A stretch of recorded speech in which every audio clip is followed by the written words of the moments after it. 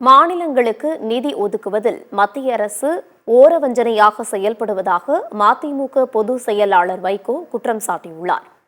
மத்திய நிதிநிலை அறிக்கையில் தமிழ்நாடு புறக்கணிக்கப்பட்டுள்ளதாகவும், நீட் நுழைவுத் தேர்வை ரத்து செய்ய வலியுறுத்தியும் சென்னை மாவட்ட ஆட்சியர் அலுவலகம் அருகே மதிமுக சார்பில் ஆர்ப்பாட்டம் நடைபெற்றது.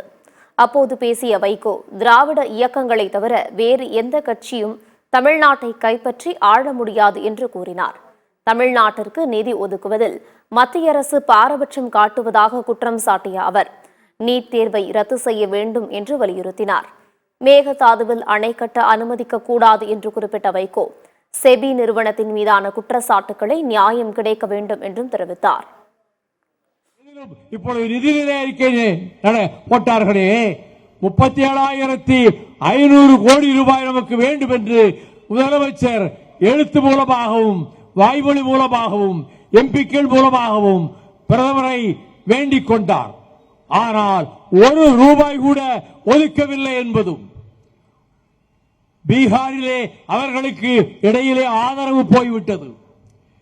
இப்பொழுது நிதிஷ்குமார் அவர்கள் பக்கம் சேர்ந்த பிறகு பீகாருக்கு 37,500 கோடி ரூபாய் மத்திய அரசு ஒதுக்கீடு செய்திருக்கிறது. அவர்களுக்கு 15,000 கோடி நரேந்திர மோடி அரசு ஆந்திர மாநிலத்துக்கு அனுமதித்திருக்கிறது. இது ஓரவஞ்சகம் தானே. ஒரு கண்ணிலே சுண்ணாம்பு ஒரு கண்ணிலே வெண்ணெய் என்ற பழமொழிக்கு பொருத்தம் தானே.